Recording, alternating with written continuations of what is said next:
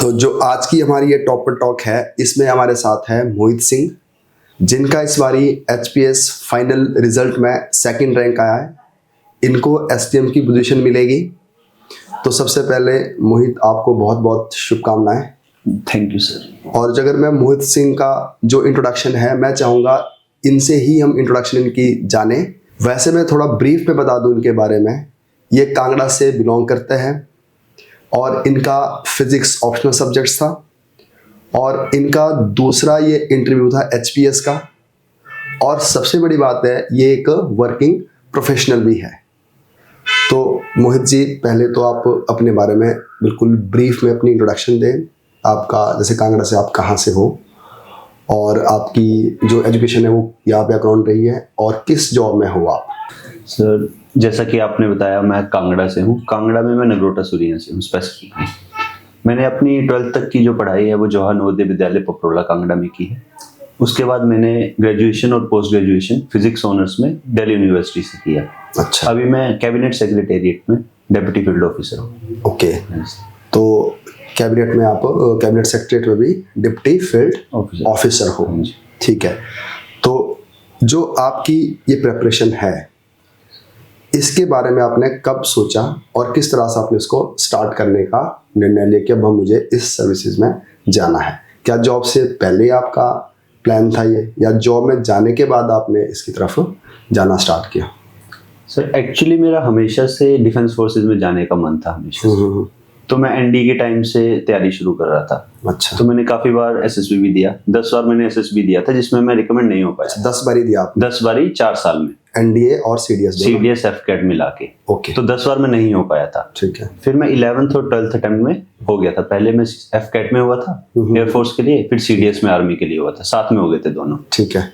फिर मैं वहां पे मेडिकली अनफिट हो गया था। अच्छा, आप वहां पे सिलेक्ट हो गए थे? हाँ जी। और एसएसबी क्लियर थी आपकी? हाँ जी। और मेडिकली आप अनफिट हो गया था? हाँ जी। ठीक है। तो हमेशा से वही एक सपना था, उसके अलावा कुछ ज्यादा ऑप्शन सोचे नहीं थे।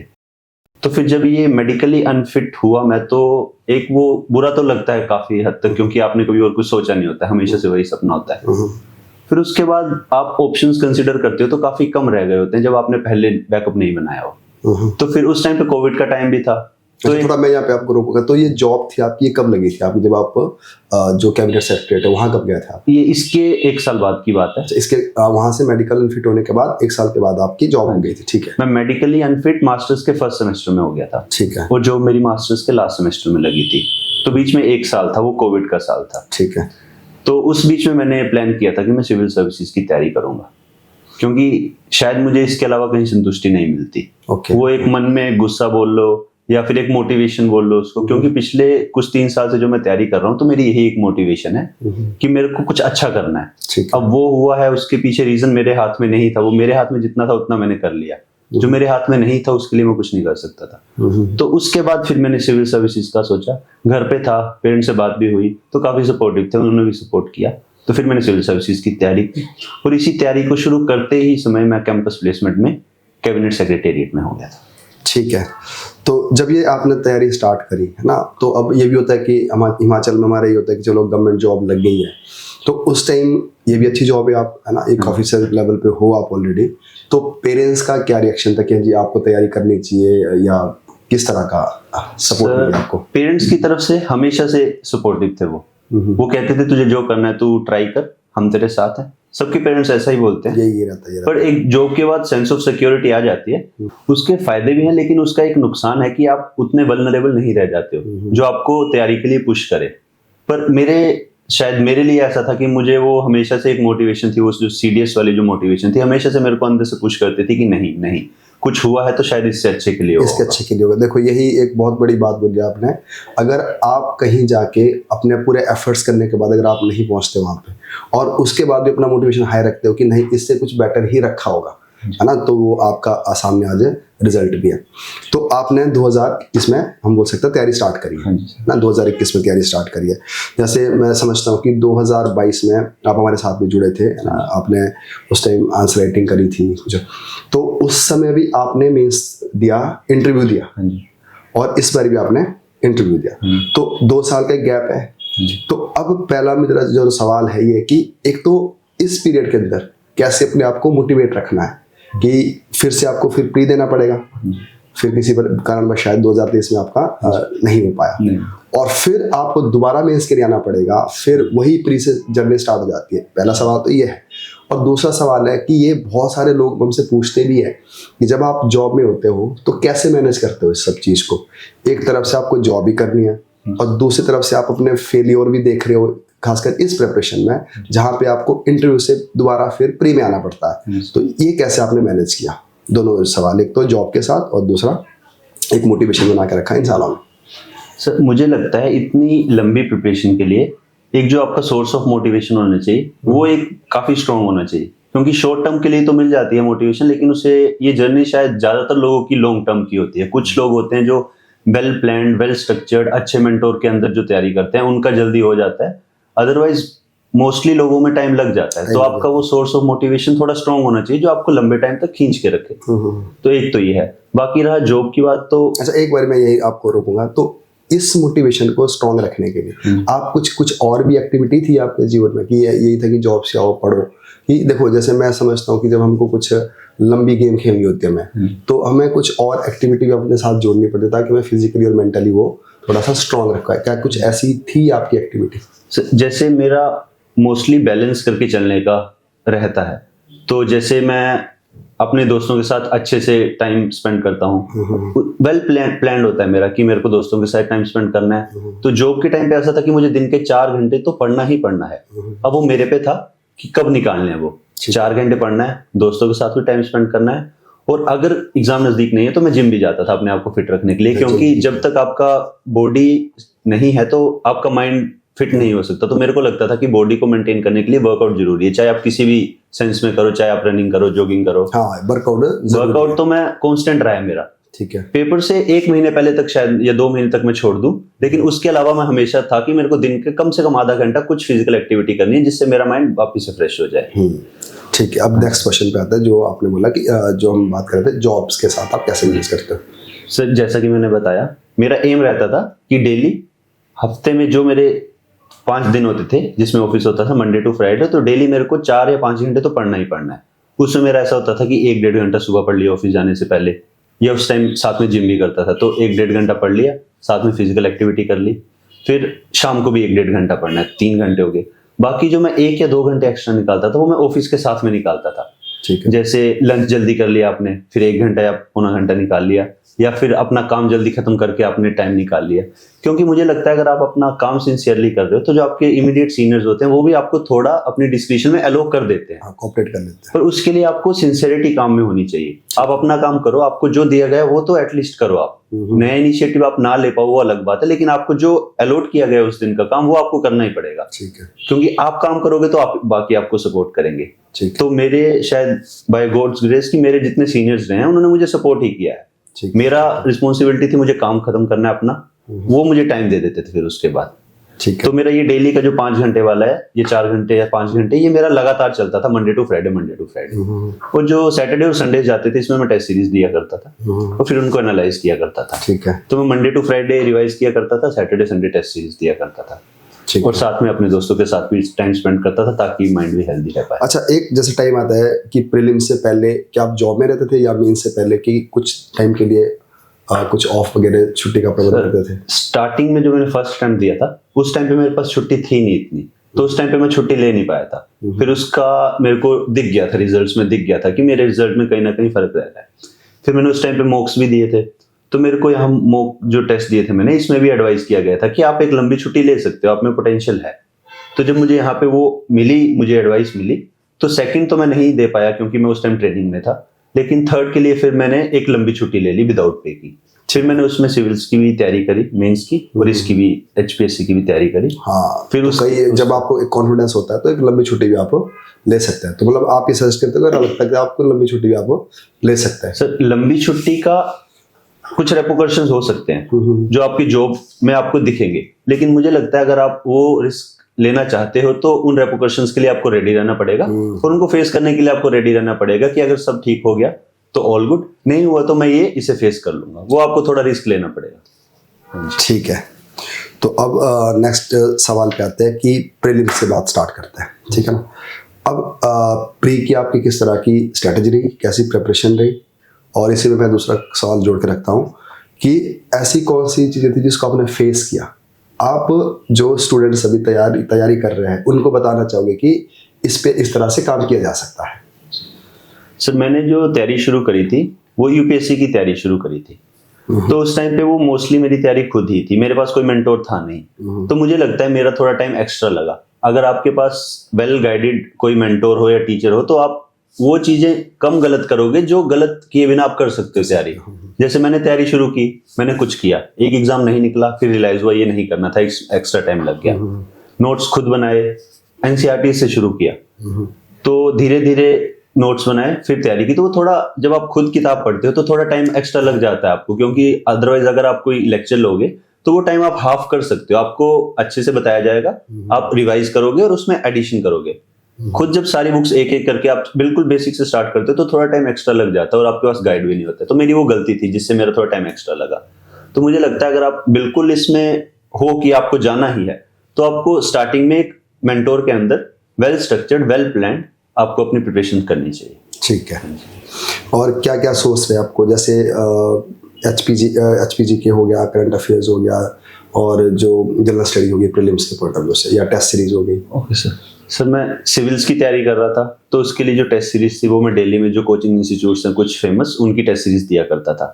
फिर जब मुझे हिमाचल का करना होता था तो मैंने जोगता अकेडमी से कॉन्टेक्ट किया था, तो मैंने यहाँ से प्रीलिम्स की टेस्ट सीरीज ली थी।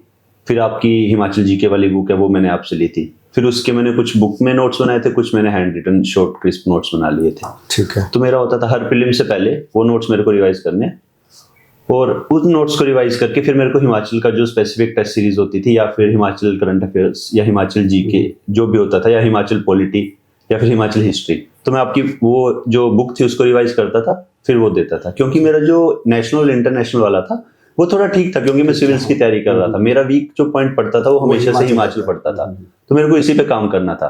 तो मैं इसकी टेस्ट सीरीज पे काफी फोकस करता था। फिर एक बार प्रीलिम्स निकल गया, फिर मैंने मेंस की टेस्ट सीरीज ली थी, फिर मैं टेस्ट लिखा करता था, फिर एकेडमी को भेजा करता था जॉब तक, फिर वो टेस्ट भेजते थे। हाँ, उस टाइम मैं आपके कांटेक्ट में था। तो ये फर्स्ट ईयर का था मेरा। पर जब मैं अभी थर्ड ईयर में था तो मेरा सिविल्स का मेंस भी था, तो मैं उसकी तरफ ज्यादा इंक्लाइंड था। और हिमाचल के लिए बस मेरा ये था कि डेली में मेरे को 2 घंटे हिमाचल का रिवाइज करना है। ठीक है। क्योंकि अगर यूपीएससी की तैयारी जो मेरी अच्छी होती तो मेरे को वो हिमाचल में हेल्प कर रही थी, क्योंकि ये पैटर्न चेंज हो रहा है। क्योंकि लगभग 70 या 80% के बीच में नेशनल और इंटरनेशनल लेवल का होता, तो मैं इनको करता था। और हिमाचल के लिए मैं फिर आंसर राइटिंग करता था नोट्स को रिवाइज करके। ज्यादा टाइम दे नहीं पाता था क्योंकि इनमें सिर्फ 3 या 4 दिन का गैप था हिमाचल और यूपीएससी के मेंस के बीच में। और करंट अफेयर के लिए मैं हमेशा से, एक तो जो मंथली मैगजीन्स आती हैं, ठीक है, उनके मैं नोट्स बनाता था। मेरा पर्सनल था कि आप खुद के नोट्स बनाते थे? हाँ, क्योंकि मैं मैगजीन अगर दोबारा से रिवाइज करूंगा तो मेरे को शायद डबल टाइम लग जाता था। उसमें से जो टॉपिक का मेन जो होता था उसको मैं अपने नोट्स में लिख लेता था। ठीक है। कि अगर 2 पेज का टॉपिक है तो उसको मैं हाफ पेज में लिख लेता था, ताकि मुझे नेक्स्ट टाइम टाइम ज्यादा वेस्ट ना करना पड़े और उसको रिवाइज करूं। और मेरा एक था कि मेरे को डेली का जो न्यूज़पेपर है उसके नोट्स बनाने होते थे। अच्छा, न्यूज़पेपर आप पढ़ते थे डेली? हाँ, मैं इंडियन एक्सप्रेस न्यूज़पेपर पढ़ता था। स्टार्टिंग में मैंने हिंदू पढ़ा था, लेकिन थोड़ा मेरे को वो बैलेंस नहीं लगता था, इसलिए फिर मैंने इंडियन एक्सप्रेस पढ़ा। हाँ, मैं भी हमेशा रिकमेंड यही करता हूँ, देखो न्यूज़पेपर पढ़ना जरूरी है ना। एक्सप्रेस अच्छा अखबार है, तो वो आपका प्री मेंस और इंटरव्यू तक के आपको हेल्प करता है। बिल्कुल बैलेंस। तो मैं नोट्स बनाते थे, उसके डेली नोट्स बनाता था। जैसे पूरे न्यूज़पेपर के एक दिन के 1 या 1.5 पेज का नोट्स बनता है, उसमें आप स्पेसिफिक लिख लोगे। अगर किसी पर्सन का कोई कोट है तो आप वो लिख लोगे, कोई इंपॉर्टेंट डेटा है वो लिख लोगे, या फिर कुछ इंटरनेशनल लेवल पे इंडिया ने कुछ कमिटमेंट शो की है। जैसे वॉर पे की थी, मोदी जी ने बोला था कि this is not an era of war, तो वो आप कहीं पे भी ऐसे में लिख सकते हो। आंसर राइटिंग में आप उसको कंक्लूजन में एंड कर सकते हो। तो ऐसे कुछ, या फिर हमारे एक्सटर्नल अफेयर मिनिस्टर्स बोलते रहते हैं, काफी टाइम टू टाइम बोलते रहते हैं कुछ IR में इंपॉर्टेंट, तो आप GS3 में डाल सकते हो। तो ऐसे कुछ इंपॉर्टेंट चीजें आपको न्यूज़पेपर में मिल जाती हैं, चाहे वो डेटा हो जाए, चाहे वो कोट्स हो जाए, चाहे वो एनेक्डोट्स हो जाए जो आप ऐसे में लिख सकते हो। कीवर्ड्स मिल जाते हैं, और एक आपकी वोकैबुलरी अच्छी हो जाती है, और प्रेजेंट करने का तरीका आपको मिल जाता है। तो न्यूज़पेपर तो मैं लास्ट 3 ईयर से लगातार डेली ही पढ़ रहा हूँ, और नोट्स में 1 साल से बना रहा हूँ। ठीक है। तो ये हमारी प्री की बात होगी, तो इस तरह से आपने प्रीलिम्स की प्रिपरेशन की। अच्छा, अब एक चीज और है ना, कि जैसे मेंस में अगर हम आते हैं, है ना, मेंस में देखते हैं, जैसे पेपर 1 है, जो मेरी खुद की एनालिसिस है, पेपर 1 है वो थोड़ा लेंथी है, इसमें हिस्ट्री, ज्योग्राफी, सोसाइटी बड़ा कुछ है, तो वो थोड़ा टाइम लेगा आपका।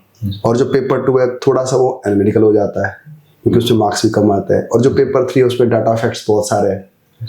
तो इन तीनों पेपर में कि क्या अप्रोच आपकी कोई डिफरेंट रही है, क्या एक जैसी रही है, और कैसे आपने तीनों को मैनेज किया है? सर पेपर 1 में जो हिस्ट्री का पोर्शन है वो तो स्टैटिक है, तो वो आपको प्रीलिम्स में जो आपने पढ़ा होता है उसको रिवाइज करना है, और आपको एक आंसर राइटिंग की टेक्निक पता होनी चाहिए कि आपको कैसे इंट्रोडक्शन, मेन बॉडी, कंक्लूजन लिखना है, और कहाँ पे आपको कीवर्ड्स या अंडरलाइन करने हैं, क्योंकि उस टाइम पे अंडरलाइनिंग बहुत जरूरी है, क्योंकि एग्जामिनर का सीधा आईसेट वही जाती है जहाँ पे आपने अंडरलाइन किया होता है।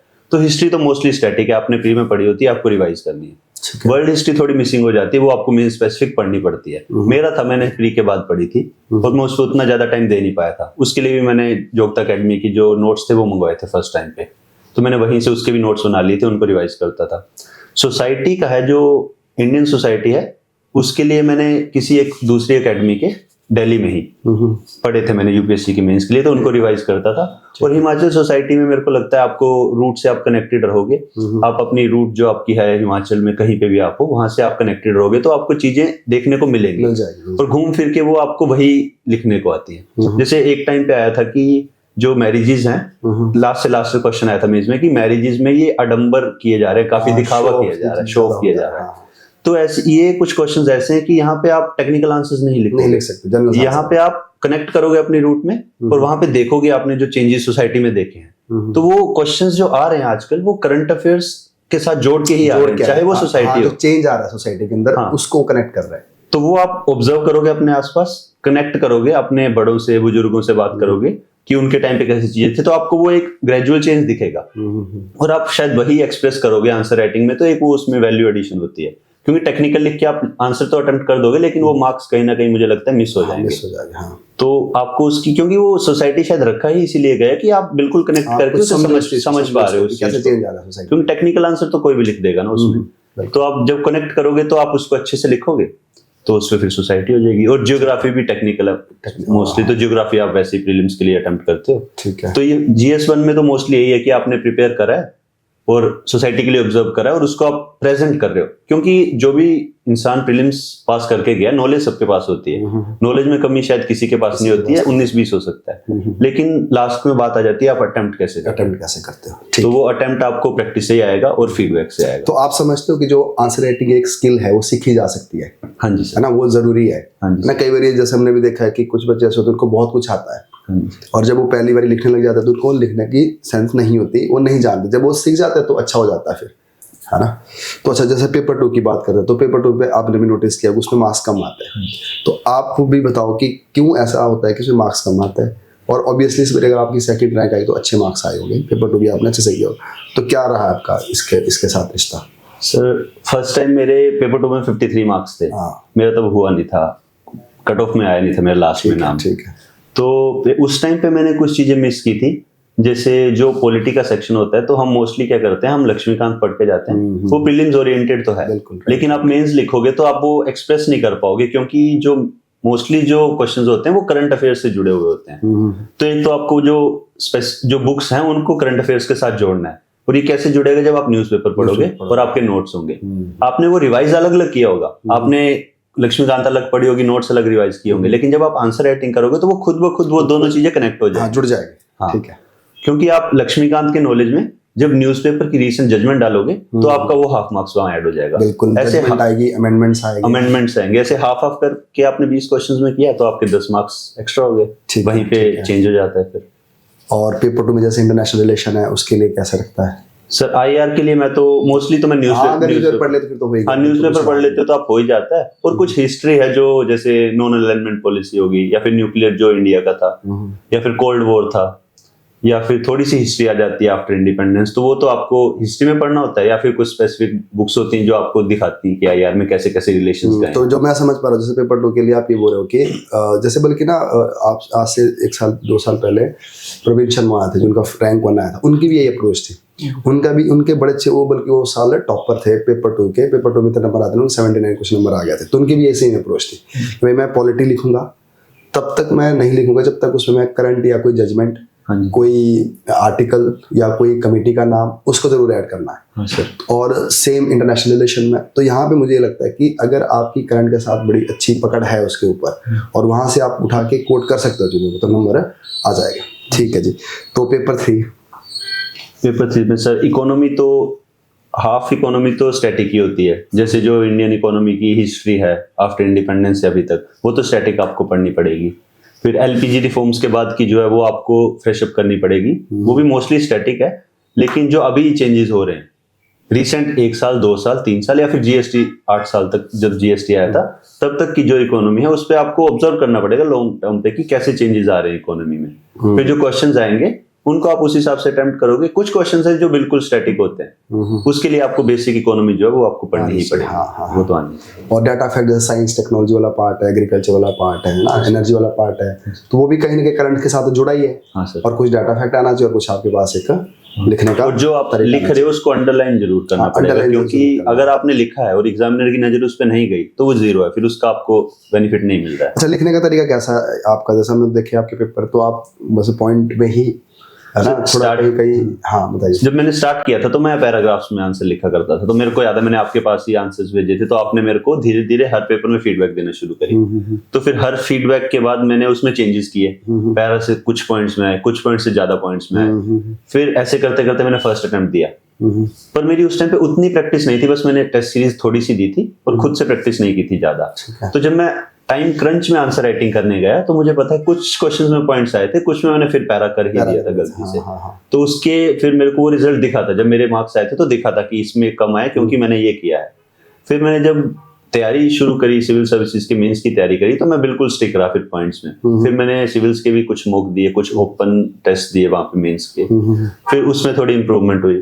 तो फिर मैंने अब पूरे पॉइंट्स में लिखता हूँ इंट्रोडक्शन, फिर जो बॉडी होती है उसकी हेडिंग डालना जरूरी है। इंट्रोडक्शन लिख दी, फिर आप जो क्वेश्चन का मेन पार्ट है उसकी हेडिंग डालो। अगर क्वेश्चन 2 में है तो उसको ब्रेक करो, 2 हेडिंग्स डालो। राइट। अगर क्वेश्चन आपके व्यूज मांग रहा है तो उसमें हर सारे व्यूज दो। आप बायस ले भी सकते हो, आपका कोई एक बायसनेस हो, पर कोशिश करो कि आप उसमें बैलेंस लिख रहे हो। बैलेंस लिखो, डायमेंशन मैक्सिमम डायमेंशन आपका, अच्छा इसमें ये प्लस पॉइंट्स है लेकिन इसमें ये चैलेंजेस है। अगर कोई गवर्नमेंट पॉलिसी है तो बिल्कुल नेगेटिव तो नहीं कर सकते, क्योंकि वो काफी हाई लेवल पे पॉलिसी मेकिंग की गई होती है, तो उसमें आपसे काफी अच्छे माइंड्स बैठ के डिसीजन लेते हैं। तो आप बिल्कुल अपोजिट नहीं लिख सकते, लेकिन आप उसमें चैलेंजेस जरूर मेंशन करोगे। और जहां पे आप चैलेंज मेंशन कर रहे हो वहां पे आप वे फॉरवर्ड जरूर लिखोगे, क्योंकि वो अधूरा रह जाएगा कि आप चैलेंज है तो उसका कुछ ना कुछ सोल्यूशन तो होगा ही। आप चैलेंज देख पा रहे हो लेकिन आपके पास वे फॉरवर्ड नहीं है, तो आप सिविल सर्वेंट कैसे बनोगे? तो वो आपको, अगर आप चैलेंजेस 2 लिख रहे हो तो वे फॉरवर्ड 3 लिखो। वो आप थोड़ा ऑप्टिमिस्टिक आपको लिखना पड़ेगा कि ये चैलेंजेस है लेकिन हम ऐसे कर सकते हैं। वो आपके पास होना चाहिए कि कैसे कर सकते हैं। वो आपको तो आपका ये सबमिशन है कि जो आंसर लिखना है हमारा, एक तो वो प्रॉपर डिवाइड हो, इंट्रोडक्शन हो, अगर क्वेश्चन के 2 पार्ट है 2 पार्ट में डिवाइडेड हो, और आगे अगर चैलेंज है उसके साथ हमारा वे फॉरवर्ड होना जरूरी है, और उसमें हमको करंट और डाटा फैक्ट कुछ इंटीग्रेट करना भी जरूरी हो जाता है। और वो आएगा प्रैक्टिस के साथ, आएगा प्रैक्टिस, ये तो पक्की बात है। अगर आप प्रैक्टिस करो, हमने देखा है बहुत बार ऐसा कि पहले तो कई बार बच्चों की जो आदत है वो पैराग्राफ से पॉइंट में लाने में ही बड़ा टाइम लग जाता है, क्योंकि वो जो माइंड बना होता है ना कि पैराग्राफ में लिखो, इंट्रोडक्शन का मतलब इतिहास लिखो, ऐसा कुछ नहीं होता। वो सीधा हमारा आंसर डायरेक्ट होना चाहिए जो पूछा गया। तो इससे ये बात निकलती है कि आंसर राइटिंग की प्रैक्टिस बहुत जरूरी है। ठीक है, अब ये हमारे 3 पेपर हो गया। अब एक जो बड़ा सवाल है खासकर हमारी स्टेट में, वो है ऑप्शनल को लेकर। ठीक है, तो ऑप्शनल में मेरे ये सवाल है कि जब आपने ऑप्शनल ऑप्ट किया तो उस टाइम आपने क्या चीज़ें कंसिडर करी, और दूसरा ये कि आपका फिजिक्स रहा है और वो मतलब किस बेस पर आपने फिजिक्स लिया, और क्या आपको फिजिक्स से बेनिफिट मिले और क्या कुछ नुकसान भी हुए एक आधा, तो इस पे पूरी चर्चा करें। सर जैसे कि हमने डिस्कस किया कि मैं कॉलेज में ही प्लेसमेंट हो गई थी, उस टाइम पे मैं मास्टर्स कर रहा था फिजिक्स में, तो मेरी फिजिक्स में एक अच्छा स्ट्रॉन्ग बेस था, क्योंकि मेरी जो मास्टर्स थी वो भी एंट्रेंस देके हुई थी, तो मेरी फिजिक्स की कुछ तैयारी थी, तो मेरा थोड़ा स्ट्रॉन्ग था।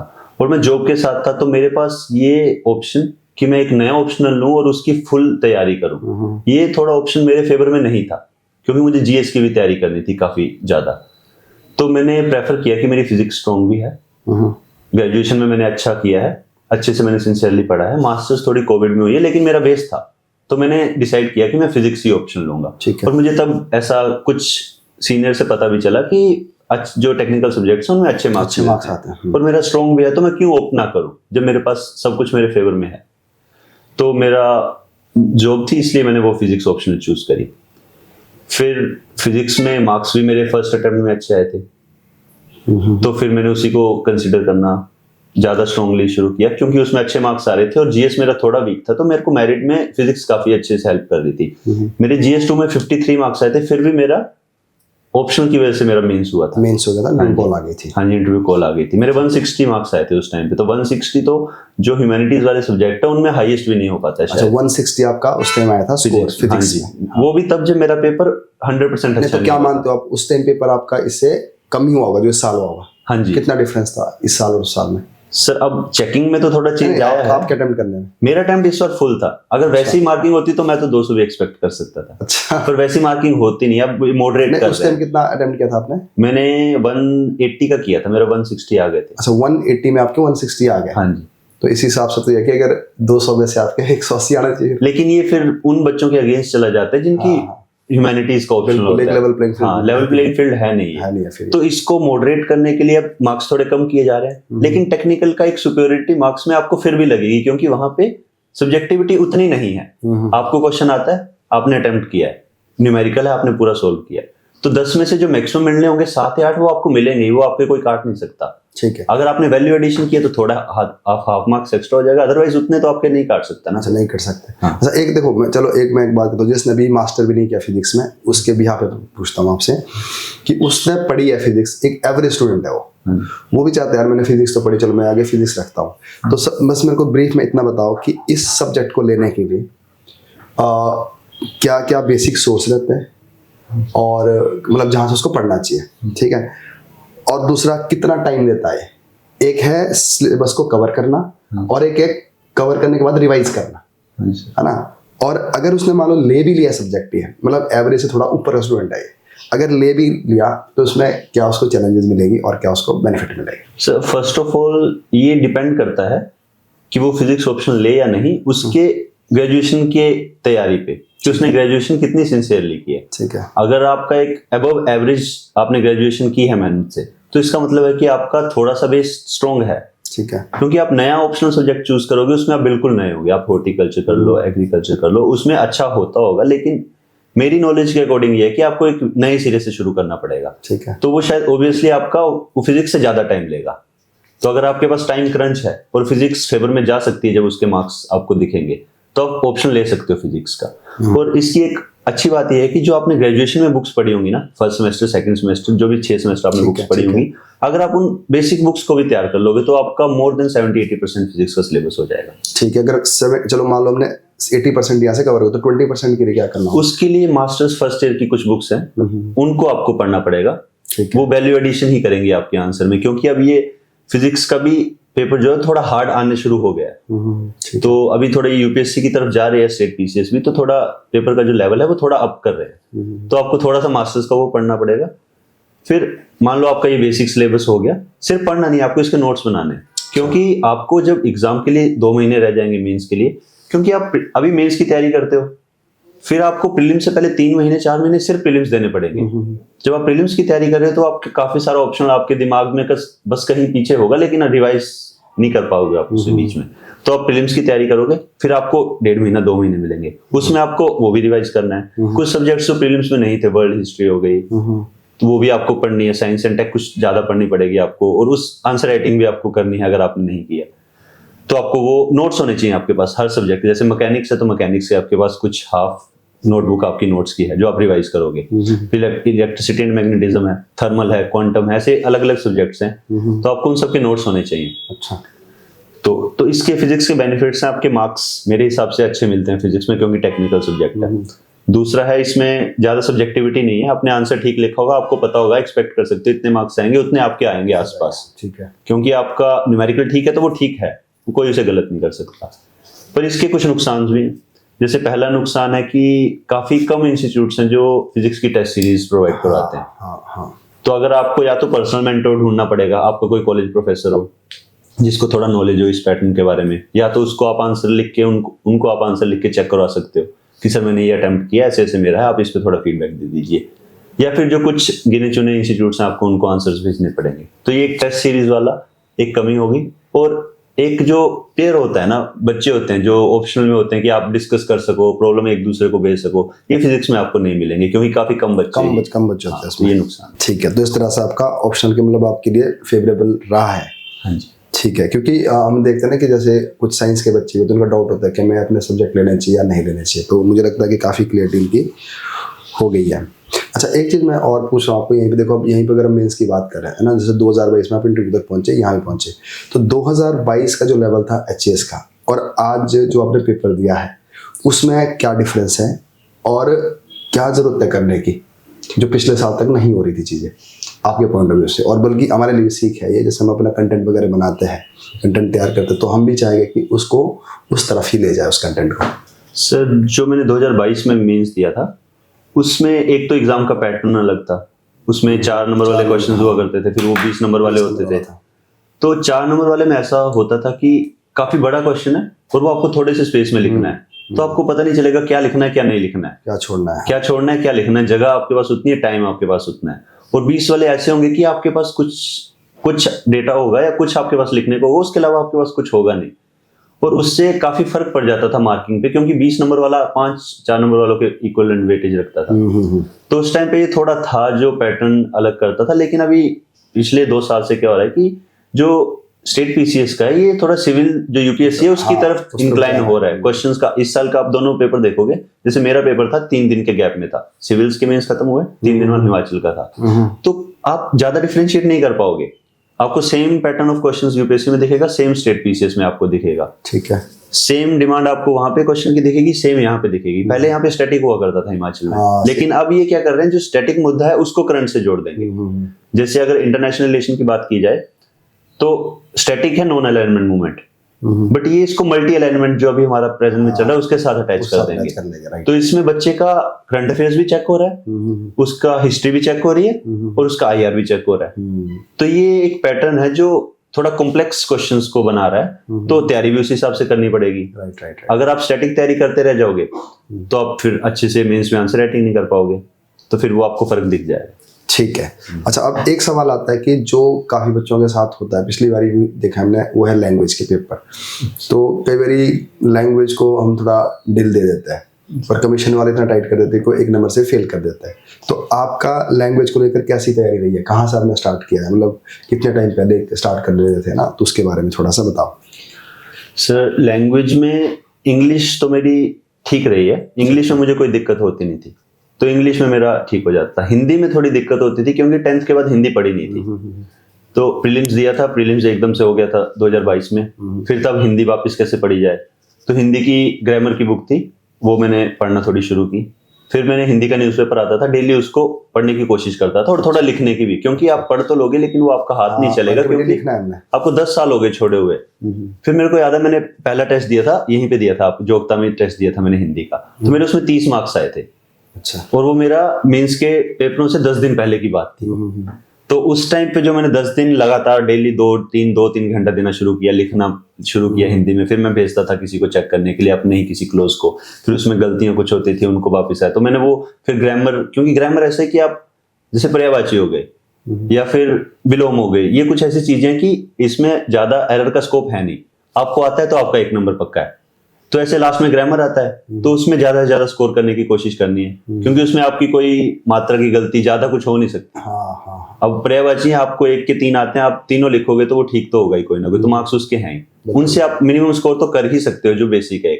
फिर उसके बाद आप एस्से लिख रहे हो, तो वहां पे एस्से अगर आ रहा है तो आप उसको अपने नॉलेज से वापिस सारे आप पीछे क्या करिए, लास्ट में अपने नोट लिख लीजिए। इंग्लिश अगर आप ठीक है तो इंग्लिश में लिख लो आप, उसके बाद आपने लिख लिया, हाँ 10 पॉइंट्स लिख लिए, अभी इंग्लिश में, अभी हिंदी में इनको ट्रांसलेट करके अच्छे से बिल्कुल कम से कम गलती करने की कोशिश करो। और जो आपके पास नॉलेज है अलग अलग सब्जेक्ट्स का, जैसे आपके पास आईआर का भी डेटा है, आपके पास हिस्ट्री का भी डेटा है, आपके पास कुछ कहानियां भी हैं, एनेक्डोट्स भी हैं, कुछ माइथोलॉजी से कुछ कहानियां हैं, कुछ करंट अफेयर्स में चल रहा है, तो ऐसे जो होता है उसमें आप हर चीज का मिक्सचर करके उसको अपनी लैंग्वेज में अपने हर्ट से वो लिखो, आप उसमें बस मात्राओं का ध्यान रखो, तो आपको उसमें मार्क्स मिलेंगे ही मिलेंगे। फिर वो 40 शायद मुझे लगता है पास करना इजी हो जाएगा।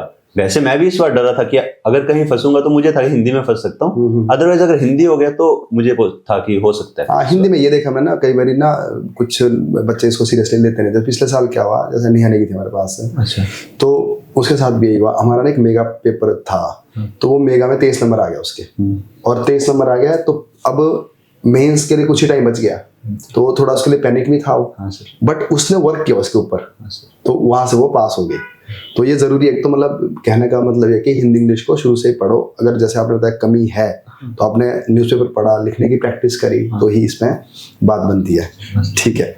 तो ऐसे की आपने बात करी। अगर हम अब जाते हैं ऐसे की तरफ, है ना, तो ऐसे के लिए क्या आप जो हमने जीएस पढ़ी होती है उसको ही ध्यान में रखा, क्या कुछ एक्स्ट्रा भी किया है? सर ऐसे के लिए मैंने न्यूज़पेपर से काफी सारे एनेक्डोट्स लिए हैं, क्योंकि न्यूज़पेपर में आप एडिटोरियल्स पढ़ोगे ना, तो उसमें जो राइटर ने लिखा होता है ना, उसमें आपको एनेक्डोट्स दिखेंगे।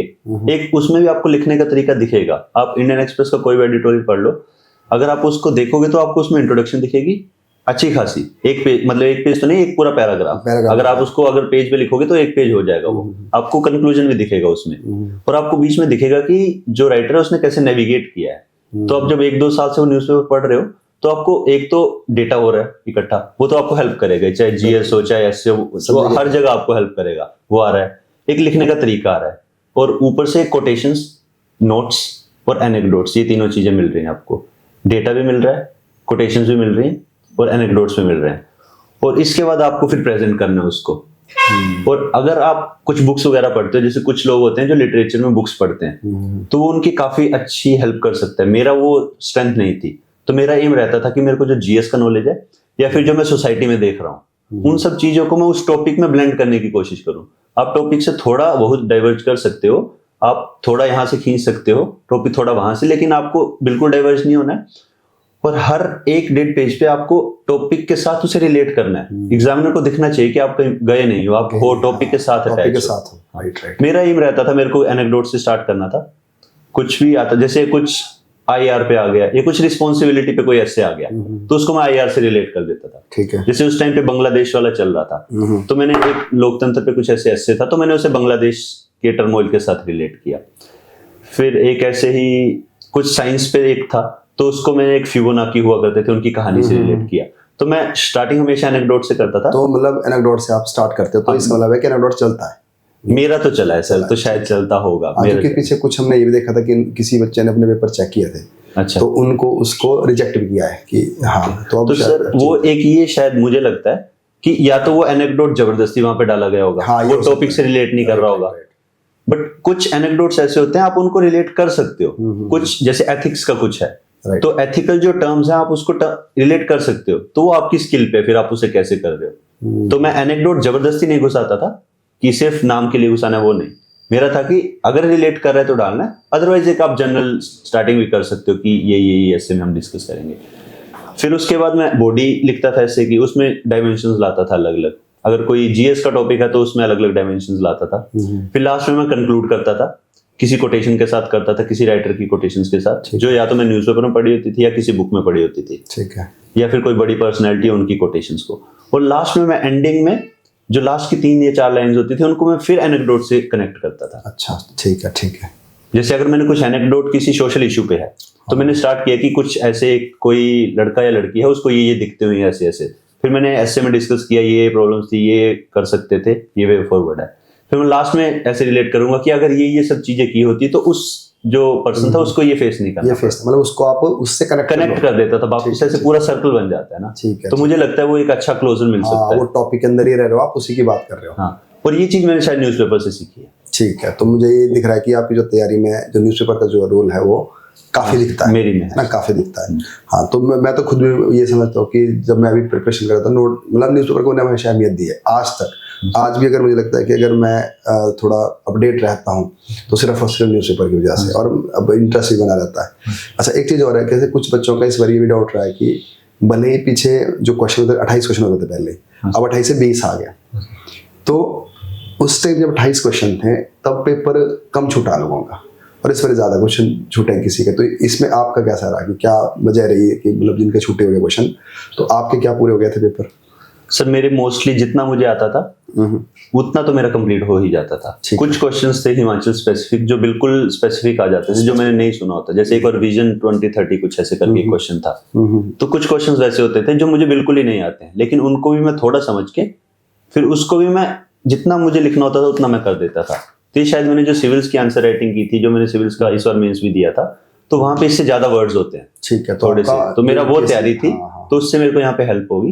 तो पेपर मेरा सारे कंप्लीट हो गए थे। ठीक है। और जितना आता था उतना तो अच्छे से हो जाता था। चलो जी, अब मैं ना कुछ क्वेश्चन आपसे ऐसे पूछूंगा जो जब मैं एक सेशन लेता हूँ जो सबके लिए ओपन होता है, तो उसमें मुझसे बच्चे कुछ बातें पूछते हैं कि, तो मैं वही बातें कुछ आपसे पूछ रहा हूँ। सबसे पहला क्वेश्चन है, प्री क्वालिफाई हो जाता है? कई लोग ऐसे भी जिनके 3-3 4-4 बारी प्रीलिम्स क्वालिफाई हो गए और मेंस नहीं हो रहा है उनका, तो आपको क्या लगता है कि मतलब ऐसा क्या हो सकता है कि जो आप उनको थोड़ा गाइड कर पाओ कि भाई क्या चेंज करें अगर आप मेंस दे रहे हो बार बारी और नहीं हो पा रहा है? सर मुझे लगता है जो आपकी मेंस की तैयारी है वो काफी हद तक प्रीलिम से पहले हो जानी चाहिए। अच्छा, ठीक है। एक आप पढ़ ले रहे हो, एक बार बेसिक आप सिलेबस कंप्लीट कर रहे हो, वो आपका सिलेबस कंप्लीट हो गया, अभी उसमें प्री या मेंस वाला कुछ स्पेसिफिक नहीं आया है। प्री के लिए आपको डेटा पे ध्यान देना है, ज्यादा डेटा फैक्ट्स इन पे ध्यान देना है, क्योंकि व्यूज आपके नहीं जाने जा रहे हैं। तो वो आप लास्ट के 4 महीने में रिवाइज कर लो। राइटिंग स्किल का कुछ नहीं है। तो मेंस की तैयारी उससे पहले काफी हद तक हो जानी चाहिए। आपका ऑप्शनल एक बार रेडी होना चाहिए, बिल्कुल आपने आंसर राइटिंग कर रखी होनी चाहिए, उसमें जो फीडबैक है वो आपको काफी हद तक मिली होनी चाहिए। हाँ, काफी मतलब ऐसे 3-4 महीने की जर्नी होनी चाहिए कि आपने लिखा, फीडबैक मिली, चेंज किया, लिखा, फीडबैक मिली। तो आपकी आंसर राइटिंग हो चुकी होनी चाहिए एक बार, चाहे आपको नॉलेज कम हो, लेकिन आपका आंसर राइटिंग का जो पैटर्न है वो आपने एक बार कर रखा हो और आपको मिल चुका हो फीडबैक कि ये आप कर सकते हो। अगर प्रीलिम्स हो गया तो आपको बस इंप्लीमेंट करना है। अब काफी बच्चे होते हैं जिनका प्रीलिम्स नहीं हो रहा होता है, फिर वो साल भर प्रीलिम्स की तैयारी करते हैं, जिससे मैं भी पहली बार ऐसे ही था। प्रीलिम्स हो गया, अब क्या करें? फिर हम मेंस के लिए देखना शुरू करते हैं। तो मैंने मेंस के लिए आपके पास अप्रोच किया, तो मेरी ऑप्शनल फिजिक्स ठीक था पहले से, इस वजह से मेरा उस बार मेंस हो गया। अदरवाइज अगर जीएस पे जाता तो मेरे 53 मार्क्स थे, क्योंकि मेरी आंसर राइटिंग नहीं थी। बिल्कुल। मैंने प्री के बाद आंसर राइटिंग करी ज्यादातर, वो भी आपसे टेस्ट सीरीज भेज के, तो आपको उसमें फर्क दिखा होगा। दिख जाता। हाँ, तो अगर मेरा पहले तैयार होता तो मेरे अच्छे मार्क्स आते उसमें जीएस में भी, और मेरा तभी हो जाता। पर वो मैंने पहले तैयारी नहीं करी थी, क्योंकि मेरा प्रीलिम्स नहीं हो रहा था। मैं भी प्रीलिम्स में लगा था, प्रीलिम्स होगा, फिर प्रीलिम्स होता है, उसके बाद हम मेंस का देखते हैं, फिर मेंस नहीं होता, फिर टाइम कम रहता है, बड़ा कुछ करने के लिए अब पैनिक हो जाते हो। तो फिर वो आप, तो मुझे लगता है प्री की तैयारी काफी हद तक मेंस से पहले हो जानी चाहिए, मोटी। और ऑप्शनल तो आपका पक्का ही पहले हो जाना चाहिए। हाँ, तो पक्का हो जाना, वरना अदरवाइज आप जीए आंसर राइटिंग तो कर ही नहीं पाओगे, ऑप्शनल भी रह जाएगा, कुछ भी नहीं हो पाएगा, फिर आप बस पैनिक कर जाओगे। ठीक है। और दूसरे से कुछ बच्चे ऐसे होते हैं ना कि वो हमें जैसे बात होती है कि वो अपना मोटिवेशन ही लूज कर जाते हैं कि यार अब मुझे लगता है वो ना वो ऐसा फील करते हैं कि मेरी कोई वर्थ रही नहीं है। चलो आपने तो ऐसा फील नहीं किया, आपकी जॉब थी, बट उन लोगों की जिनकी जॉब नहीं होती हाथ में, और वो कई बार में भी लगता है यार ये गलत चीज है ऐसी ना, तो उनके लिए क्या संदेश है आपका? संदेश तो ऐसा है कि आप यहाँ पे जो तैयारी करने आ रहे हो ये लंबी जा सकती है, और ऑप्टिमिस्टिक होना एक अच्छी बात है, लेकिन आप कंसिडर ही ना करो कोई दूसरा ऑप्शन। मुझे ये लगता है कि ये थोड़ा गलत हो जाता है। आप एक बार दे रहे हो, फुल फ्लैश दे रहे हो बिना ऑप्शन के, ठीक है, दूसरी बार दे रहे हो, ठीक है, पर अगर ये उससे ज्यादा जा रहा है तो आपको कुछ ना कुछ ऑप्शन कंसिडर करना शुरू कर देना चाहिए। क्योंकि अगर आपने ऑप्शन कंसिडर नहीं किया होगा तो अगर 3rd बार हो गया तो अच्छा है, पर फिर भी नहीं हुआ तो फिर आप बिल्कुल पैनिक कर जाओगे और आपको कुछ नहीं दिखेगा, बिल्कुल ब्लैंक हो जाओगे आप। हाँ। तो आप फुल तैयारी करो, फुल अपने अटेम्प्ट दो अटेम्प्ट तो आप अपने फुल दो बिना ऑप्शन के। अगर आपको नहीं कंसिडर करना है, आपको फुल देना है, 100% कमिटमेंट दो। 3rd में भी आप तैयारी करो, लेकिन कंसिडर कर दो ऑप्शन कि ये मैं कर सकता हूँ। पर मुझे लगता है आप सिंसियरली जब इस सिविल सर्विसेज की तैयारी करते हो तो आपके पास ऑप्शंस खुल जाते हैं कुछ और एग्जाम्स के भी। तो आप अपने को बिल्कुल बांध के मत रखो कि साल में मैंने बस एक सिविल सर्विसेज देना है। आप थोड़े से ऑप्शन कंसिडर कर सकते हो, इसमें कुछ गलत नहीं है, बैकअप रखना कभी गलत नहीं है। बैकअप आप रख सकते हो। अगर स्टार्टिंग में आपको लग रहा है कि आप डाइवर्ज हो जाओगे तो स्टार्टिंग में मत रखो, आप फुल तैयारी करो, 100% दो, एक अटेम्प्ट 2 अटेम्प्ट दे लो। अगर फिर भी कहीं कमी रह रही है तो आप ऑप्शन कंसिडर कर सकते हो, मुझे लगता है। और मोटिवेशन के लिए आपको बिल्कुल, अगर आप पढ़ाई में घुसे रहोगे तो मुझे लगता है आप माइंड बैलेंस नहीं कर पाओगे। हाँ। तो आपके loved ones, family, close friends और जो आपके मेंटोर्स हैं उनके साथ आपको कनेक्ट करना पड़ेगा, हार्ट टू हार्ट। आप उनसे डिस्कस करो, ये दिक्कत हो गई, अब क्या करूं। हो सकता है आप कोई चीज नहीं देख पा रहे हो, वो देख पा रहे हो, तो आप दोस्तों से बात करो, जो आपके नजदीकी हैं उनसे बात करो, अपने पेरेंट्स से बात करो, अपने टीचर से बात करो, उनके व्यूज मांगो कि आपको क्या लगता है। आपको कंसिडर करना है आप करो, नहीं करना है आपके ऊपर है, पर एक बार जानो तो कि उनके मन में क्या चल रहा है। तो अकेले में पड़े रह के बस पढ़ते रहना, मुझे लगता है आपकी पर्सनल ग्रोथ नहीं हो पाएगी। आप आइसोलेशन में चले जाओगे। हाँ, आप मेंस भी कर लोगे, प्री भी कर लोगे, इंटरव्यू में पर्सनैलिटी में आपके दिख जाएगा कि इस इंसान ने होलिस्टिक अप्रोच नहीं लिया अपनी डेवलपमेंट में। अपने को फिजिकली भी फिट रखो, हाँ, फिजिकल एंड मेंटल के लिए बड़ा जरूरी तभी बैलेंस बनेगा और आपकी तैयारी अच्छी जाएगी। वो तो देखो हमने भी देखा है कि अगर आपने कुछ भी काम करना है, अगर जैसे आज की डेट से हम भी चलो एकेडमी रन कर रहे हैं ना, कंटेंट तैयार कर रहे हैं, तो उसमें मैंने ये देखा है कि अगर आप मेंटली फिजिकली नहीं ठीक हो ना, तो आप डिसीजन ले नहीं पाते, आप स्टक हो जाते हो। तो ये तो सारी जो तैयारी है तो ये डिसीजन मेकिंग की है ना, रिस्क टेकिंग की है, तो उसके लिए फिर मेंटली फिजिकली तैयार होना भी जरूरी है। अच्छा, एक चीज मैंने और नोटिस किया, देखो जब आपका बच्चे आते हैं ना शुरू में, तो शुरू में ना वो बड़े ज्यादा एंथुजियास्टिक होते हैं कि भाई हम तो ये कर लेंगे, वो कर लेंगे, जल्दी जल्दी करना चाहते हैं। मतलब उनको लगता है कि 1-1.5 साल में बस करके चला जाना चाहिए। तो एक ये तरह के लोग होते हैं ना, और कुछ लोग ऐसे होते हैं जो ठीक होता है, बट वो बीच में ना जब उनका सही टाइम आ रहा होता है तो उस टाइम वो अपना मोटिवेशन लूज कर जाता है ना। तो मुझे ज्यादा खतरनाक तो वो लगता है कि जो बहुत ज्यादा एक्सपेक्टेशन रखते हैं शुरू में, और उनका ज्यादा ग्राफ मुझे दिखता है कि वो बीच में फिर डाउन हो जाता है ना। तो आपने देखा होगा कि कितने आपके भी कोई जानकार हो गया जो तैयारी करता है, तो आप एक ना पर्सनैलिटी का कैसा पार्ट होना चाहिए पर्सनैलिटी का, कि हर आप स्टेबिलिटी के साथ तैयारी करो, ओवर एक्सपेक्टेशन भी ना हो, और ऐसा भी नहीं हो कि भगवान के ऊपर ही भरोसा कर दो। मतलब होता है ना, एक बैलेंस होना चाहिए आपके पास में। तो वो उसके ऊपर क्या राय आपकी? सर, मुझे लगता है कि इमोशनल इंटेलिजेंस बहुत जरूरी होती है। आपको अपने सारे इमोशंस मैनेज करने आने चाहिए, अपने लिए भी और दूसरों के लिए भी। राइट। तो आप दूसरे के इमोशंस भी समझो, वो क्या समझ रहा है, और अपने भी समझो। हाँ, डिस्कस करो, क्योंकि डिस्कशन के बिना आप अपने ही दिमाग में घुसे रहोगे। डिस्कस करो, व्यूज जानो, अगर क्रिटिकल व्यूज हैं वो भी सुनो।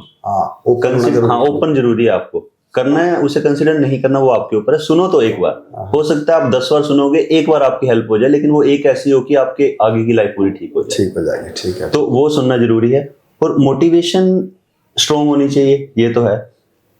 और उस मोटिवेशन को आपको टाइम टू टाइम रियलाइज करना है, आपने स्टार्ट क्यों किया है।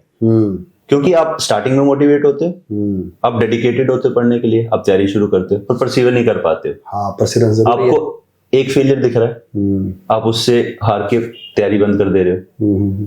तो आपको इसको बनाने के लिए मुझे लगता है काफी आपका जो स्कूल लेवल पे जो ग्रोथ होती है ना, वो बहुत हेल्प करती है। आप स्पोर्ट्स में हो, आप फेलियर टैकल करना सीख रहे हो, आप स्टेज पे जा रहे हो, आपका फेयर खत्म हो रहा है। तो ये पूरी जो पर्सनैलिटी है, ये पूरी आपकी हर तरीके से बनती है। घर पे अलग बन रही है, आप पढ़ने जैसे हम हॉस्टल में थे तो हमें खुद ही करना पड़ते ज्यादातर चीजें। तो मेरे क्लासमेट्स भी थे, तो हम अभी दिखता है वो डिफरेंस कि बंदे ने खुद अपनी पढ़ाई भी करी और ग्रो भी हुआ ये बंदा, तो वो इंडिपेंडेंस दिख जाती है। और जब आपको वैसे ही डिसीजंस इंडिपेंडेंटली लेने पड़ते हैं, व्यूज आप सबके जान रहे हो, ये नहीं कि आपको कंसिडर भी नहीं करना, एरोगेंट होना नहीं, आप व्यूज सबके सुन रहे हो, पर डिसीजन एट द एंड आपका है, उसे फेस आपने करना है। उसके जो प्लस होंगे वो आपके होंगे, नेगेटिव्स होंगे वो आपके होंगे। तो वो जो डिसीजन मेकिंग मेरे को लगता है वो ऐसे ही सीखने को मिलती है। और इसमें पेरेंट्स का भी काफी हाथ रहता है, वो सपोर्ट करते हैं कि आप डिसीजन लो, हम आपके साथ हैं। मेरे को ये हमेशा से सपोर्ट मिली है बाय गॉड ग्रेस, कि मेरे फैमिली से सपोर्ट मिला है कि जो आपको डिसीजन लेना है लो, हम आपके साथ हैं। मुझे छुट्टी लेनी थी 9 महीने की, मैंने ली विदाउट पे थी, पेरेंट्स साथ थे। तो पेरेंट्स का सपोर्ट वो मोस्टली सबके पास होता है। अच्छा, आपका बारे थोड़ा सा मैं जानता हूँ, आपके पेरेंट्स क्या करते हैं? सर, मेरे फादर एक्स सर्विस मैन है, रिटायर्ड है हवलदार आर्मी से। मदर मेरी हाउस वाइफ है। अच्छा। मेरा ब्रदर है, वो असिस्टेंट इंजीनियर एसडीओ है HPPCL में, और मेरी सिस्टर हाउस वाइफ है। अच्छा, तो उनकी सबकी आपको अच्छी सपोर्ट मिली है। तो देखो फैमिली का सपोर्ट होना, फैमिली का बहुत जरूरी है सर। अच्छा, एक चीज और मैं आपसे डिस्कस करता हूँ। देखो हम सब फेस करते हैं आज की डेट में, जिसको मैं समझता हूँ एक ना अनप्रोडक्टिव एक्टिविटीज होती है। जैसे हम कई बार फोन पे ज्यादा हो जाते हैं, है ना, और कई बार हम डिफ्रेंशिएट नहीं कर पाते कि इस कंटेंट को कंज्यूम करना है या छोड़ना है। और कहीं ऐसा तो नहीं कि हमें कंटेंट मिल रहा है पर टाइम हमारा जा रहा है, हम ट्रैक से बाहर हो रहे हैं, है ना। ये भी एक दिक्कत रहती है। फिर कई बार कंपैरिजन हो जाता है, और आज की डेट से क्या है कि डाटा, फैक्ट्स, नोट्स, है ना, इवन कई बार गाइडेंस की भी एक बम्बार्डनेस रहती है। तो मतलब जब आप ना चारों तरफ से सब कुछ ओपन है एक हिसाब से, है ना, तो मतलब एक फिल्टर करना बड़ा जरूरी हो जाता है। तो इसमें कई बार मैंने देखा है कि कई लोग ऐसे हैं कि जो 3-3, 4-4 सोर्स उठा के बैठे हुए हैं, करंट पढ़ने के, उससे क्या कहते हैं, यूट्यूब से भी, कहीं से भी, इधर से इंफॉर्मेशन मिल रही है। तो मतलब मेरा क्वेश्चन ये है कि कैसे अपने आप को स्ट्रॉन्ग बनाए इस चीज़ के लिए कि हाँ यार जो मैं कर रहा हूँ ठीक है, अपने ऊपर विश्वास रखें, जहाँ से मैं गाइडेंस ले रहा हूँ वो मेरी ठीक है, और जो मैं बुक्स पढ़ रहा हूँ वो मेरी ठीक है। तो ऐसा नहीं कि फ्रिक्वेंटली चेंज होते रहे। और कई लोग ऐसे भी कि अपना जो अधिक समय है वो स्क्रीन पे लगा रहे हैं। तो ये आज की डेट से बड़ा एक चैलेंज है ना। तो उसको कैसे आपने कैसे मैनेज किया है, और कितनी देर आप इन चीज़ों में रहते थे, जिसको मैं एक अनप्रोडक्टिव एक्टिविटीज़ बोल रहा हूँ, और कैसे देखते हो आप इसको? सर मेरा पर्सनली तो ऐसा था कि मैं जॉब के टाइम पे 9 to 6 मेरे पास फोन नहीं एक्सेस होती थी। अच्छा, मेरा फोन सबमिट हो जाता। ठीक है, ये बहुत बढ़िया था। तो ये मेरे लिए अच्छी चीज थी कि उस टाइम पे मेरे को या तो ऑफिस का काम करना। आपने बोला 9 to 6? 9:30 to 6 मतलब 8.5 hours। अच्छा, इतने टाइम के आपको फोन से? फोन डेली मेरा पिछले 3 साल से ऐसा है, वो बाहर सबमिट हो जाता है। ठीक है, ठीक है। तो फोन मेरे हाथ में होगा नहीं, तो मुझे बुक्स ही पढ़नी है। अच्छा, ठीक है। या मुझे नोट्स रिवाइज करने, तो ये मेरे लिए काफी अच्छी चीज थी। ठीक है। तो इसका थोड़ा सा नुकसान भी है कि आप नेट पे ज्यादा कुछ फोन में कर नहीं पाओ, लेकिन काफी एडवांटेज है कि आपका स्क्रीन टाइम कम हो रहा है। हाँ। और बुक्स में पढ़ोगे आप, उन्हीं नोट्स को बार बार पढ़ोगे तो वो दिमाग में रहेंगे। तो डाइवर्स तो है नहीं, कुछ ज्यादा सोर्सेज नहीं है कि अलग अलग पढ़ना है, और मुझे लगता भी नहीं है कि इतने सोर्सेज आपको पढ़ने चाहिए। हाँ। कुछ जैसे पॉलिटी में लक्ष्मीकांत आपने पढ़ ली, बासु पढ़ ली आपने, मोर देन इनफ है। और न्यूज़पेपर, करंट अफेयर वो आप साथ में करो न्यूज़पेपर के, और ये 2 सोर्सेज बहुत है। प्रीलिम्स के लिए लक्ष्मीकांत, मेंस में थोड़ा डीके बासु से आप हेल्प ले लेते, और बाकी आप जजमेंट जैसा मैंने बताया वो इनफ है, उसमें आपको ज्यादा जरूरत नहीं है। प्रीलिम्स के लिए आपको टेस्ट सीरीज देनी है, आप या तो हार्ड कॉपी ला के दे दीजिए या फोन से आप दे दीजिए। वो मैं सैटरडे संडे को किया करता था। ठीक है। और उसके अलावा फोन का एक बेयर मिनिमम यूज आपको जरूरी है। आपको अपने लव्ड वन से कम्युनिकेट करना है, फैमिली से कम्युनिकेट करना है, तो वो बेयर मिनिमम है। और क्या चल रहा है दुनिया में आपको पता करना है। कुछ चीजें जो आपको नेट पे अच्छे से मिलती हैं, कुछ मेंटोर्स भी आपको अच्छे मिलेंगे, वो आपको टाइम के साथ आपको पता करना है कि कौन सी चीजें आपके लिए ठीक है। आपके लिए ठीक है। हाँ। हो सकता है आपके लिए कुछ ठीक हो, मेरे लिए कुछ ठीक हो। हाँ, बिगिनिंग में आपने कोई अच्छा हो, उसके बाद एडवांस लेवल कोई और ठीक हो सकता है। तो वो आपको धीरे धीरे करके पता चलेगा, और आपको वो एनालाइज करना है, ब्लाइंडली फॉलो नहीं करना है आपको। वो देखना है आपके लिए क्या काम कर रहा है। आपने किसी को फॉलो किया, आपने उसको थोड़ा फॉलो किया, आपने कुछ चीजें सीखी, आपने अप्लाई की, आपको रिजल्ट दिखा, तो आप उसको करोगे फॉलो। तो ऐसे वो आपको ही करना है, आपके लिए कोई और नहीं करेगा। किसी ने बताया किसी को कोई अच्छा लगता है मेंटोर, जरूरी नहीं वो आपको भी लगेगा। हाँ, आपका पढ़ने का तरीका अलग है, आपका ग्रेस्प करने का तरीका अलग है, आपकी तैयारी अलग लेवल पे है, अलग स्टेज पे है। हर किसी की अलग अलग स्टेज पे होती है, वो आपको अपने लिए करना है। तो एक्सेस तो डिजिटल जो फोन है इससे काफी अच्छी हुई है, काफी बच्चों को हेल्प भी की है। लेकिन ये जो हम भटक जाते हैं ना, फिर ये हम दूसरी साइड थोड़ा चल देते हैं, टाइम ज्यादा हो जाता है। ये फिर आपको करना खुद पड़ेगा, टाइम मैनेजमेंट। मेरे पास तो टाइम था नहीं ज्यादा, तो मुझे तो वो मैनेज करना ही पड़ेगा। मैनेज हो ही गया। हाँ, हो ही गया मेरे पास फोन का, तो मेरे लिए ये अच्छी चीज थी। अब कुछ हैं बच्चे जो काफी अच्छा यूज कर रहे हैं। मेरे कुछ फ्रेंड्स है वो जो फोन का, लैपटॉप का, टेलीग्राम का काफी अच्छे से यूज कर रहे हैं, उनके लिए वो प्रोडक्टिव हो रहा है। मेरी भी उसमें काफी हेल्प हुई है। मुझे कुछ चीज चाहिए होती है तो जो इसमें एक्सपर्ट है मैं उसकी हेल्प लेता हूँ। हेल्प लेने से कोई शर्माने वाली बात नहीं है, जो जिसमें अच्छा है उससे हेल्प आप ले सकते हो। पर एट द एंड आपको अपनी समझ से, अपनी इमोशनल स्टेबिलिटी से समझना है कि क्या आपके लिए अच्छा है और क्या आपके लिए। जैसे आपने एक बात बड़ी अच्छी बोली, आपको ये पता जरूर होना चाहिए कि आप इस तैयारी में आए क्यों हो। तो मुझे लगता है कि अगर आप बार बार अगर अपने आप से ये सवाल पूछते रहो कि भाई मैंने डिसाइड क्यों किया इस प्रिपरेशन मानने के लिए, तो मुझे लगता है कि बहुत सारी बातें बोलते हैं कि बाहर निकल जाती है कि भाई अगर मुझे इस तैयारी में रहना है तो मुझे पता है कि फ़ोन कितने यूज़ करना है, कहाँ यूज़ करना है। मुझे इस तैयारी में रहना है तो मुझे कैसे इमोशन को कंट्रोल करना है, कैसे फेलियर को देखना है। तो ये सच में मेरे को बड़ी अच्छी लाइन लगी आपकी कि बार बार अगर पूछो चाहे कोई भी काम हो, क्या आखिर हम है क्यों इसमें, बस तो अपने आप आंसर मिल जाता है। और बस लास्ट के 1-2 सवाल पूछता हूँ मैं, वो कि आपने ना इस तरह से देखो सिलेक्शन आपने ले ली ना, एक अच्छी रैंक आ गया आपकी, वैसे पर्सनैलिटी में आप में और क्या इंप्रूवमेंट पाई है कि जो आपको लगा कि यार बड़ा अच्छा रहा इससे, इस तैयारी ने मुझे ये दिया है। हो सकता है कि इस तैयारी ने आपसे कुछ लिया भी होगा, है ना, वो भी बताए एक बार।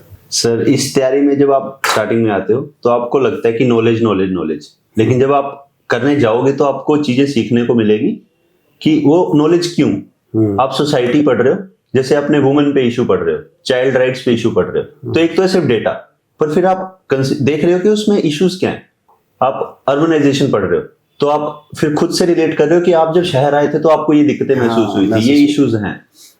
तो आप वो सारी चीजें रियलाइज करते हो, अपने आसपास की चीजों से कनेक्ट करते हो। सोसाइटी में जब मैं पढ़ रहा था तो मुझे वो ज्यादा चीजें कनेक्ट हो रही थी कि हाँ ये मेरे सामने है, ये मेरे आसपास चीजें हैं। तो आप, मुझे लगता है, ग्रो करते हो।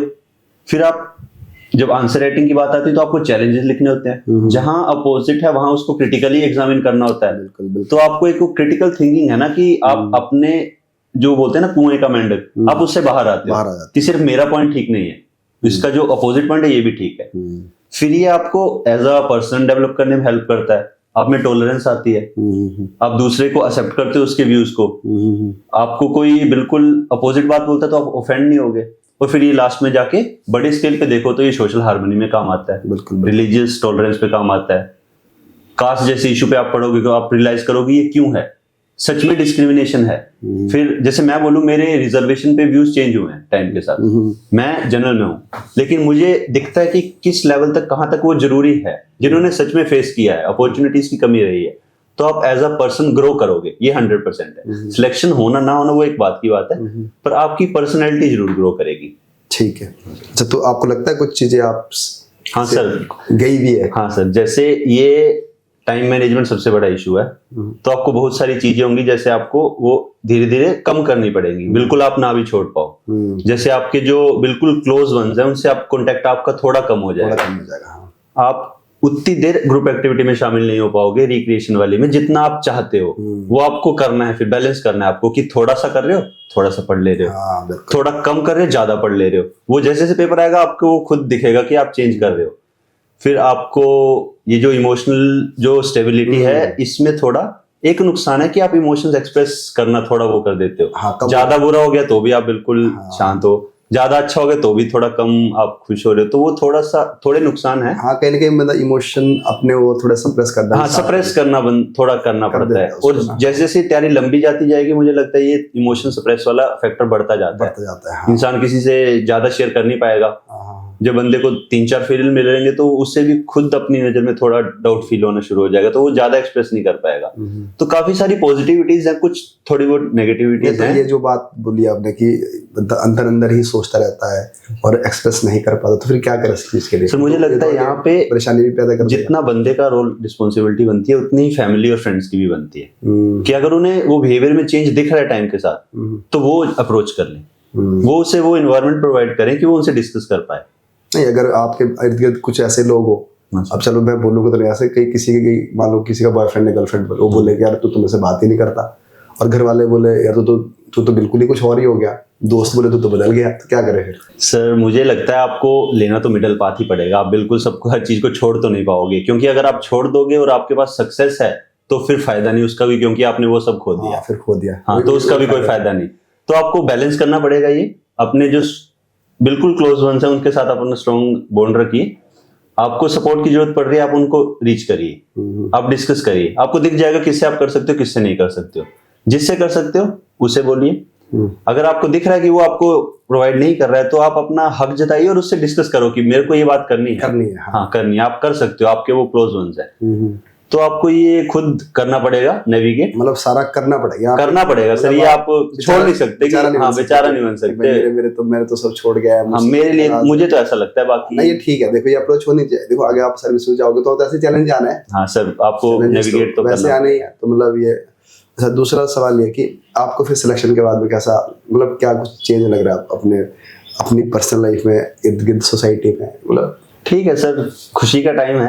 1-2 दिन तो प्रोसेस करने में लगे थे, फिर अभी फैमिली से मिलूंगा, अभी तक मिला नहीं, तो थोड़ा अभी जाऊंगा, अभी घर जाऊंगा 1-2 दिन में, फिर फैमिली से मिलूंगा तो खुशी मनाएंगे।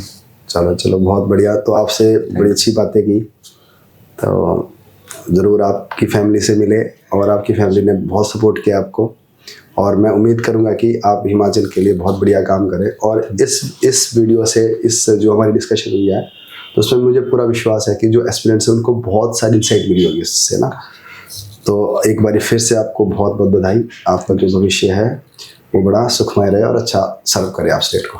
Thank you sir. तो इसी के साथ हम ये डिस्कशन करते हैं क्लोज। तो आप सभी लोगों को धन्यवाद। Thank you.